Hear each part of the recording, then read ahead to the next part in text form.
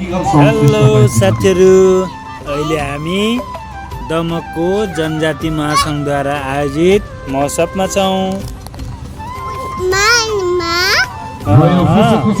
के खाएको छोरीले? के खाएको? रोटी खाएको?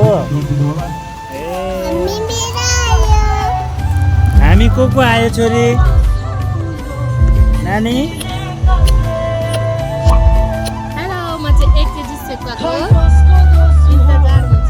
सेकुवा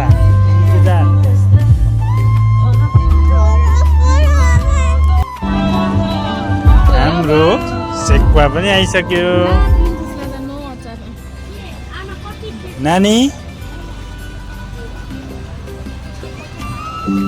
चाचे सेकुवा खाँदै